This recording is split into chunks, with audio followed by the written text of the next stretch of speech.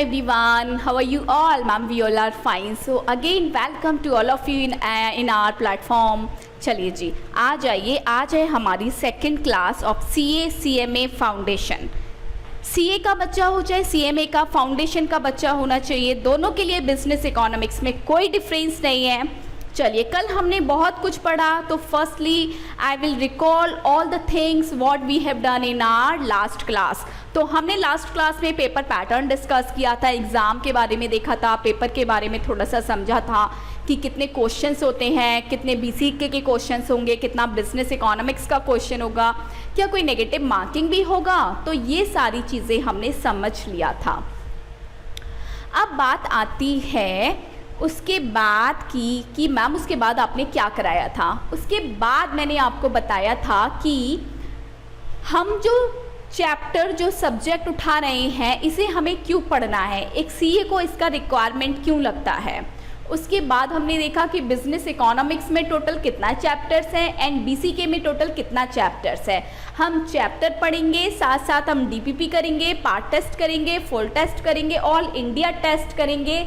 साथ ही साथ आप सब मुझसे अपना रिजल्ट शेयर करोगे, जिसके बाद हमारी टीम आपकी परफॉर्मेंस मेजरमेंट रिपोर्ट तैयार करेगी और आपको एनालिसिस करके बताया जाएगा कि बेटा आप कितना पानी में हो या कितना ऊपर उड़ रहे हो। चलो, so today I will not waste a single minute and I will start a chapter that is known as demand। Heading दे दीजिए आप सभी भी मेरे साथ, डिमांड। अच्छा देखो, पहले समझेंगे बेटा, लिखना कोई कुछ मत, सब कुछ ऑलरेडी ब्यूटीफुल्ली मैनर में लिखा हुआ है, जो कि मैं आपके साथ सारा शेयर कर दूंगी। आपका जो एप्लीकेशन है, साक्षर एप्लीकेशन, वहाँ पे फोल्डर में आपको सब कुछ मिल जाएगा। सो आपको टेंशन लेने का कोई भी ज़रूरत नहीं है। डिमांड, बात आती है डिमांड की। कवि ने डिमांड चैप्टर को किस तरह से बयां किया।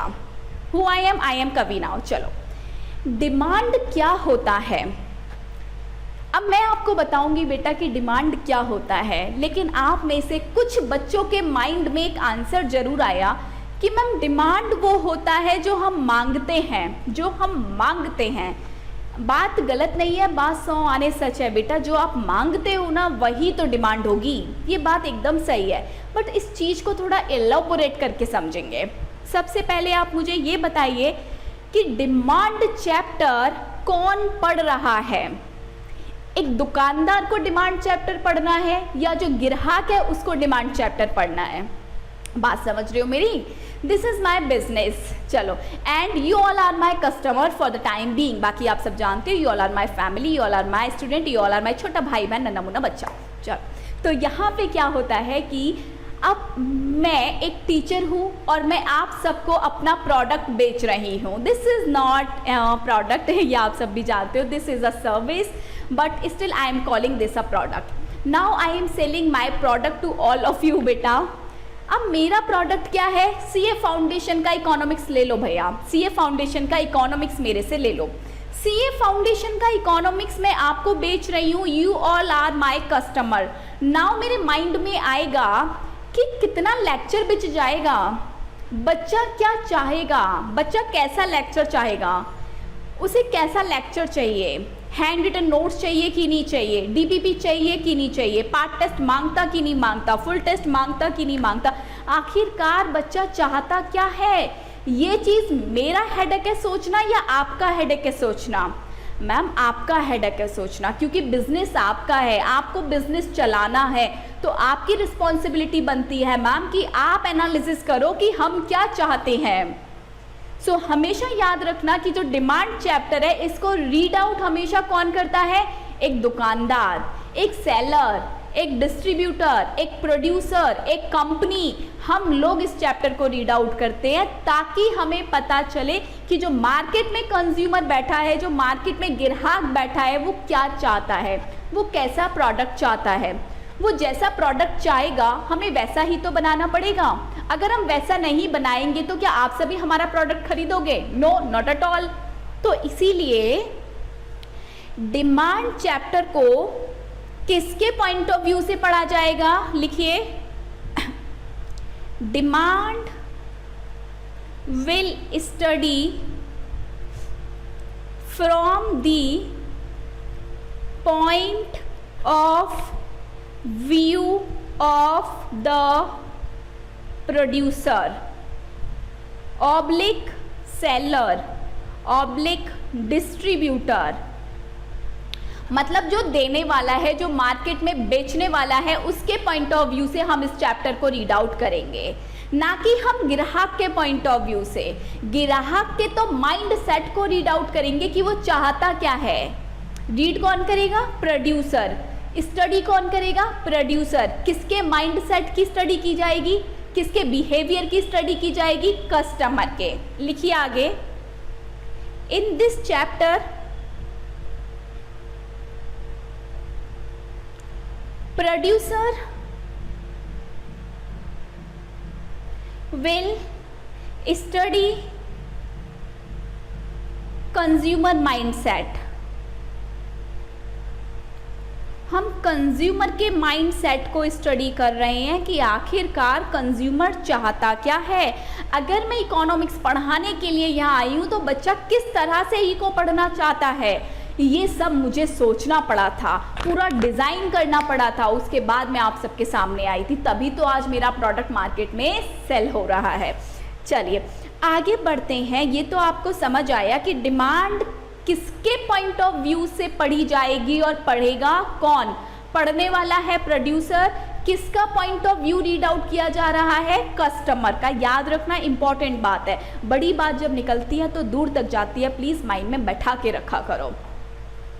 आगे देखो, अब बात आती है कि व्हाट इज डिमांड। डिमांड क्या है? डिमांड आखिरकार होता क्या है? देखो धीरे धीरे मैं आपको ट्रैवल करा के एक चैप्टर के अंदर डाल दूंगी। पहले तो चैप्टर के इर्द गिर्द घूमते रहेंगे, छोटी मोटी कॉन्सेप्ट उठाएंगे, अपना फंडामेंटल्स क्लियर करेंगे। जैसे ही बेटा हमारा सारा फंडामेंटल क्लियर हो जाएगा, we will move towards the deep. फिर हम डिटेल में स्टडी करेंगे, फिर हम हर एक पॉइंट ऑफ व्यू को समझेंगे। चलो बात आती है डिमांड क्या होती है।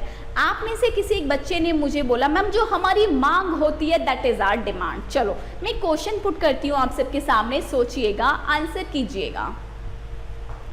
आप सब घर से निकले बेटा, आप सब घर से निकले, क्लास आने के लिए आप सब घर से निकले। रास्ते में आपने एक ऑडी कार, वाइट कलर की, एकदम ब्राइट वाइट कलर की चमचमाती ऑडी कार आपने अपने आगे से जाती हुई देख ली। आपके मुंह से क्या वर्ड निकला? Wow what a car. काश ये कार मेरे पास होती, काश ये कार मेरी ही होती, काश ये कार मैं खरीद लेता। आप मुझे बताइए, आपके मुंह से एक मात्र वर्ड निकला कि वाओ काश ये कार मेरे पास भी होती, एक दिन मैं इस कार को जरूर खरीदूंगा। क्या ये आपकी डिमांड है? नो, नॉट एट ऑल, ये आपकी डिमांड नहीं है। सो दिस इज व्हाट, ये क्या है मैम? दिस इज इच्छा, इच्छा, इच्छा, डिजायर, नॉट इच्छा, डिजायर। चलो ये आपकी बेटा एक इच्छा मात्र है, एक आपकी डिमांड नहीं है, आपकी डिज़ायर है। आपके मन में एक जिज्ञासा आई कि काश ये कार मेरे पास होती, लेकिन आपने वो कार खरीदने की डिमांड नहीं की है। क्यों? क्योंकि इच्छा is not is equal to what? Demand. कुछ मत लिखो, सब लिखा हुआ है। इच्छा is not is equal to what? Demand. Desire demand नहीं होती। लेकिन अगर आपके अंदर डिज़ायर आ गई, वाओ व्हाट अ कार, और आपकी पॉकेट में औकात भी है, औकात तो समझते ही हो ना, पैसा, आपको कार पसंद आ गई और आपके पॉकेट में औकात भी पड़ी है, तो अब मुझे बताइए क्या बेटा आपकी डिमांड जागृत हो रही है? Yes ma'am. अगर डिज़ायर है, पॉकेट में पैसा भी है, पॉकेट में औकात पड़ी है, औकात है, कार अभी के अभी खरीद सकते हैं, तो मुझे बताइए क्या ये डिमांड है? कुछ बच्चे कहेंगे यस, कुछ बच्चे कहेंगे नो, बट मैं कहूँगी कि अभी भी डिमांड नहीं है, ये भी हमारा डिमांड नहीं है। तो मैम डिमांड किसे कहेंगे? देखो आप घर से निकले, आपको कार दिखा, आपने कहा वाह व्हाट अ कार, काश ये कार मेरे पास होती। आपके पास उस कार को खरीदने की औकात भी है, आपके पास उस कार को खरीदने की बेटा औकात भी है। अब बात आती है, आपकी पॉकेट में ऑडी को खरीदने के लिए पड़ा है 75 लाख रुपए। आपने कहा चलो कार खरीद लेता हूँ, आप ऑडी के शोरूम पे पहुँचने ही वाले थे, आपकी इच्छा चेंज हो गई। आपने सोचा 75 लाख की क्यों एक चमचमाती ऑडी कार खरीदना, 75 लाख मैं इन्वेस्ट कर देता हूँ, इससे मुझे एटलीस्ट इनकम अर्न होगी। समझ रहे हो मेरी बात? इच्छा के साथ औकात है, लेकिन आपका मन नहीं है, मन चेंज हो रहा है, तो वो डिमांड नहीं बनेगा। मतलब कि बेटा इच्छा हो, डिज़ायर है, अच्छी बात है, औकात होनी चाहिए, मतलब पैसे आपकी पॉकेट में है, बट द मेन थिंग इसकी पैसों को खर्च करने का विलिंगनेस होना भी तो ज़रूरी है। पैसे पॉकेट में है, सबकी पॉकेट में कुछ ना कुछ पड़ा होगा, बट इट डजंट मीन्स कि हर कोई उस पैसे को खर्च करना चाहता होगा। मैं बहुत पैसे वाली हूँ, मेरे को पसंद आ गई ऑडी कार, लेकिन ज़रूरी नहीं है मैं उस ऑडी कार के लिए 75 लाख रुपए वेस्ट कर दूँ। हो सकता है मैं 75 लाख रुपए बचा के रखूँ, मैं 75 लाख रुपए अपने इंफ्रा में इन्वेस्ट करूँ। तो इच्छा मतलब डिज़ायर प्लस औकात, औकात को इंग्लिश में बोलेंगे यहाँ पे एबिलिटी टू पे। एबिलिटी टू पे कुछ मत लिखना। अगर आपके पास बेटा डिज़ायर है प्लस एबिलिटी टू पे है प्लस विलिंगनेस टू पे है, तो मैं कहूँगी कि हाँ अब डिमांड है, क्योंकि चीज़ पसंद आ गई, पसंद आने के बाद उसको खरीदने के लिए पैसा भी है, और उस पैसे को उस चीज़ पे खर्च करने की विलिंगनेस भी है, तब तो आप खरीदोगे ही खरीदोगे। यस मैम, तब तो आपको कोई नहीं रोक सकता, और इसी को कहते हैं बेटा डिमांड। डिमांड में हमेशा 3 बातें याद रखना, desire, willingness to pay and availability to पे। एक भी फंक्शन टूटा तो डिमांड का रूल छूटा। डिमांड कब बनेगी? जब तीनों चीज़ें एक साथ हो जाएंगी पूरी। चलिए मैं आपको एक एग्जाम्पल बताती हूँ, रियल लाइफ एग्जाम्पल बिल्कुल बताती हूँ, मज़ा आएगा सुन के। हर्षित मेहता जी का नाम तो आप सबने सुना ही होगा, मैम इतना रिस्पेक्ट क्यों दे रहे हो। एक माइंडेड पर्सन है, कभी उनका केस स्टडी पढ़ना, उनके ऊपर पूरी की पूरी एक सीरीज़ बनी हुई है, वेब सीरीज़ बनी हुई है, उसे पढ़ना। बिजनेस को, शेयर मार्केट को समझना है ना, तो एक बार यूट्यूब पे जाके हर्षित मेहता की पूरा का पूरा एक वेब सीरीज़ देखिएगा, मज़ा आ जाएगा पढ़ के। दिमाग के मतलब कहते हैं ना एकदम फ्यूज़, सारे नट बोल्ट्स खुल जाएंगे कि ऐसा भी माइंड होता है भला। एक बार क्या हुआ बेटा, हर्षित मेहता बहुत पहले की बात है, लगभग अराउंड रहा होगा 1976 की बात है। उनकी पॉकेट में था 45 लाख रुपीज़, और ये 45 लाख रुपीज़ लेके चले गए कार के शोरूम में। इन्होंने बोला कि बताइए कोई हाल फिलहाल में आपके यहाँ अच्छी कार है क्या? इन्होंने बहुत कार देखी, इन्हें कोई कार वहाँ पसंद नहीं आई। फिर हर्षित मेहता ने कार ऑनर वालों से कहा, शोरूम के ऑनर वालों से कहा, क्या हाल में आपने कोई कार इंपोर्ट करी है जो मेरे लायक हो?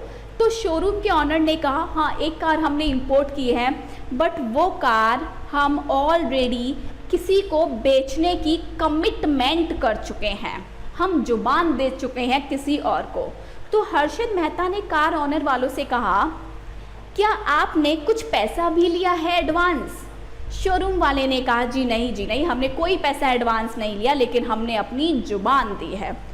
तो हर्षित मेहता ने कहा कि कार आएगी तो मेरे ही घर, क्योंकि मुझे वो कार चाहिए, मुझे वो कार चाहिए। क्या इनकी डिज़ायर है? यस। क्या इनकी औकात है? यस मैम, क्योंकि इनके पास पैसा है।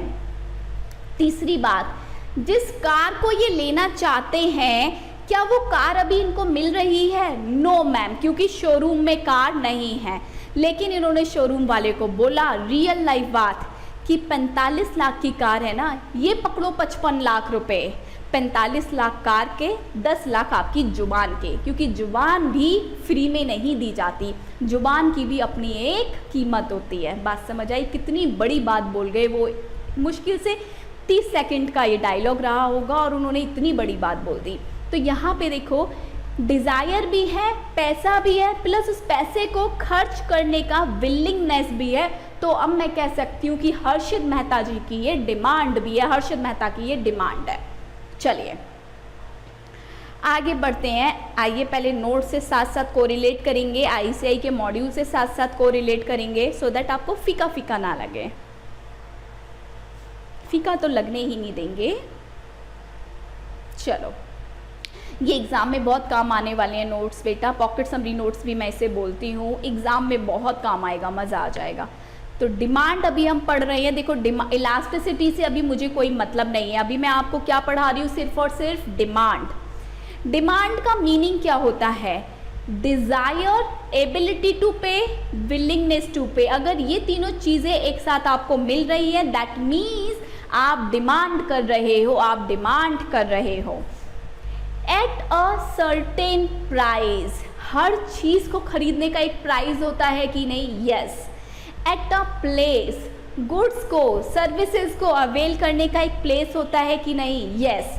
एक टाइम होता है कि नहीं, यस। एक क्वांटिटी होती है कि नहीं, यस। डिज़ायर है, एबिलिटी टू पे है, विलिंगनेस टू पे है, प्लस साथ के साथ पर्टिकुलर प्राइस में, पर्टिकुलर टाइम पे, पर्टिकुलर प्लेस पे, पर्टिकुलर क्वांटिटी आप खरीद के अपने घर ला रहे हो। अब बात ये आती है कि आप डिमांड को एक्सप्रेस कैसे करोगे, how to express demand. Suppose आप मार्केट में गए चॉकलेट लेने के लिए, आप क्या बोलोगे, आप ये बोलोगे भैया कि 5 चॉकलेट्स दे दो 10-10 रुपये वाले, अभी के अभी दे दो। मतलब कि 5 चॉकलेट्स दे दो, आपने क्वांटिटी बता दी, 10-10 रुपये वाली चॉकलेट्स दे दो और अभी के अभी दे दो। आपने क्या किया, डिमांड को एक्सप्रेस कर दिया। या तो ऐसा भी होगा कि भैया ये पकड़ो एडवांस, आपके पास चॉकलेट अवेलेबल नहीं है तो मैं चॉकलेट कल आके ले जाऊंगी या ले जाऊंगा। तो डिमांड जरूरी नहीं है अभी के अभी हो, डिमांड कल भी हो सकती है, डिमांड परसों भी हो सकती है और डिमांड उसके बाद भी हो सकती है। तो how to express demand, demand को एक्सप्रेस करने का 3 element, 1 is quantity, second is price, third is time. 1 is quantity, second is price, third is time. याद रखना डिमांड के मीनिंग में desire, ability to pay and willingness to pay है। Express element 3 होते हैं, बताइए, प्राइस, टाइम एंड क्वांटिटी। चलो एक बात अब और समझो, मैं एक प्रोड्यूसर हूँ, मैं आप सबको सर्विस देती हूँ, पढ़ाती लिखाती हूँ। So I am a producer, now I am studying the mind set of yours. मैं आप ही सबके माइंड सेट को तो पढ़ रही हूँ कि बेटा जी आप क्या चाहते हो, आप डीपीपी चाहते हो कि नहीं, आप टीपी चाहते हो कि नहीं, आप पार्ट टेस्ट चाहते हो कि नहीं, फुल टेस्ट चाहते हो कि नहीं, ऑल इंडिया टेस्ट चाहते हो कि नहीं। मैंने ये सब पढ़ लिया। कितना बच्चा मेरे पास आ सकता है, मेरे को कितना बुकलेट तैयार करके रखना है, मुझे कितने टेस्ट का कॉपी तैयार करके रखना चाहिए, मुझे कितना चेयर अरेंज करके रखना चाहिए। अगर मैं डिमांड की स्टडी नहीं करूँगी तो क्या मैं बुकलेट सही लेवल में, सही क्वांटिटी में प्रिंट करा पाऊँगी? क्या मैं सही क्वांटिटी में यहाँ पे चेयर बिछवा पाऊँगी? क्या मैं सही क्वांटिटी में सही तरीके से डिसीज़न ले पाऊँगी? नो। अगर मैंने डिसीज़न सही नहीं लिया, सपोज बच्चा आना था 50, मैंने बुकलेट छपवा ली 150, तो 100 बुक्स का अलग से मेरा पैसा वेस्ट हुआ कि नहीं? वेस्ट नहीं हुआ, एक तरह से ब्लॉक हुआ कि नहीं? यस। तो ये डिसीजन भी मेरा गलत हुआ।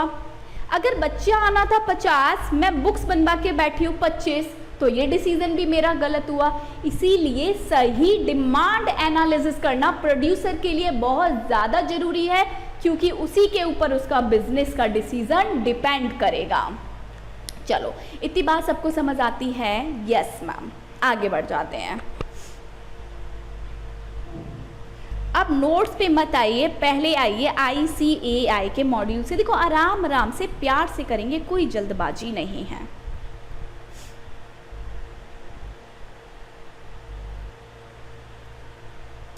देखिए जितना पढ़ा एक बार इसमें से देखो, थोड़ी सी चीज़ें आपको रीड आउट करने के लिए घर से दूंगी, थोड़ी सी चीज़ें यहाँ मैं कराऊंगी, मिलके करेंगे काम, हो जाएगा सब कुछ आसान। Theory of demand and supply, theory of demand and supply. इस चैप्टर में बेटा आप बहुत कुछ पढ़ोगे। आप पढ़ोगे डिमांड किसे कहते हैं, ये तो मैंने आपको ऑलरेडी पढ़ा दिया। बाकी सब कुछ अभी मुझे मतलब नहीं है। अभी के लिए हम क्या सीख रहे हैं? What is the meaning of demand, demand कहते किसे हैं। चलो आइए वापस से, चलिए ये देखिए यहाँ पर ये पूरा का पूरा लिखा हुआ है, आप इसको एक बार रीड आउट करोगे घर से। पूरा का पूरा ये जो एग्जाम्पल मैंने आपसे लिया, बला बला बला, ये सब यहाँ पे लिखा हुआ है, आप प्लीज़ इसको एक बार रीड आउट करोगे यहाँ तक। चलो आइए, मीनिंग ऑफ डिमांड, मैंने कुछ चीज़ें हाईलाइट की हैं, आप सबको भी हाईलाइट करनी है अपनी बुक्स में। The term demand refers to the quantity of a goods or services that buyer are willing and able to purchase at a various price during a given period of time। यही तो मैंने आपको बोला। आगे देखो, The effective demand for a thing depends upon desire। आपकी इच्छा क्या है, क्या आप पे उसे खरीदने का मीन्स है। मीन्स के आगे लिखिए बेटा औकात, औकात ब्रैकेट में लिखिए रिसोर्सेज ऑब्लिक पैसा। क्या आपकी एबिलिटी टू पे है, लिख लो यहाँ पे नीचे एबिलिटी टू पे। अगर आपके पास ये सब कुछ है दैट मीन्स हो सकता है आपकी ये डिमांड बन जाए, लेकिन नेक्स्ट एलिमेंट भी चेक करना पड़ेगा, दैट इज़ विलिंगनेस। विलिंगनेस क्या है कि हाँ, जो भी आपके पास रिसोर्सेज हैं, जो भी आपके पास पैसा पुसी है, उस पैसे पुसी को आप यूज़ करना चाहते हो ऑडी कार को खरीदने के लिए। आप कह सकते हैं कि हाँ आपके पास डिमांड है। अब ये बहुत सारे एग्जाम्पल हैं, मैं ऑलरेडी ले चुकी हूँ, आप एक बार इसको रीड आउट करोगे 1 to 1, each and every single word you have to read out. चलो अब बात आती है डिमांड को एक्सप्रेस कैसे करते हैं, ये भी मैंने पढ़ाया। Quantity demand is always expressed at a given price. बताया था ना, 5 चॉकलेट्स दे दो भैया 10 रुपये वाला अभी के अभी, प्राइस तो होता ही होता है। अगर प्राइस नहीं है दैट मीन्स वहाँ पे डिमांड भी नहीं है, प्राइस तो होगा ही होगा। उसके बाद बात आती है यहाँ पे देखो, प्राइस होता ही होता है प्लस क्वांटिटीज भी होती ही होती है। एक पर्टिकुलर क्वांटिटी में एक पर्टिकुलर प्राइस पर आप क्या करते हो बेटा, डिमांड को रेज करते हो। आगे पढ़ो, इंपॉर्टेंट बात पढ़ाने जा रही हूँ, इसके आगे लिखो और इस वर्ड को हाईलाइट करके सर्कल कर लो। Quantity demand is a flow concept. ये एग्जाम में क्वेश्चन बहुत बार पूछा जाता है, बताइए quantity demand is a stock concept और फ्लो कॉन्सेप्ट और नो एनी कॉन्सेप्ट। तो आप क्या बताओगे, फ्लो कॉन्सेप्ट। क्यों मैम ये फ्लो क्यों है, ये स्टॉक कॉन्सेप्ट क्यों नहीं है, and what is the meaning of flow concept and what is the meaning of stock concept. देखो, फ्लो का मतलब होता है कि जो चीज़ लगातार चलती रहे, स्टॉक का मतलब होता है जो चीज़ एक बार घटित हो।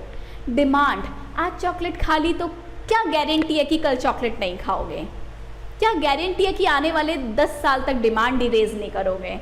डिमांड तो बेटा ऐसी है कि आज अगर एक चॉकलेट खा ली ना, शाम को 3 चॉकलेट चाहिए। डिमांड हमेशा चलती रहती है, इसीलिए बोला जाता है demand is a flow concept. Stock concept मतलब जो चीज़ सिर्फ एक बार घटित हो। डिमांड एक बार घटित होने वाली चीज़ ही नहीं है, डिमांड तो बार बार घटित होती है। आगे देखो,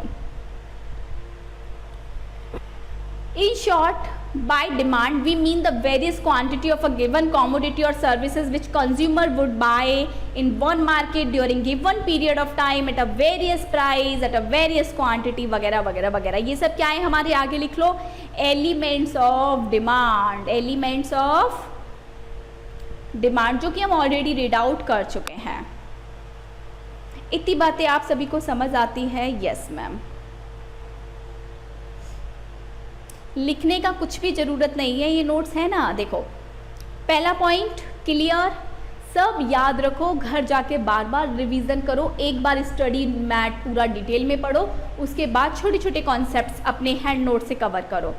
थर्ड पॉइंट देखो मैंने लिखा है, एग्जाम के लिए लिख लो यहाँ पे भी important, demand is a flow concept, demand is not a stock concept. Demand हमेशा चलती है बेटा, डिमांड लगातार चलती है। इसी के साथ इस क्लास को आज मैं यहीं ख़त्म करूँगी, अपनी नेक्स्ट क्लास स्टार्ट होगी next day. Bye bye, take care, God bless you all.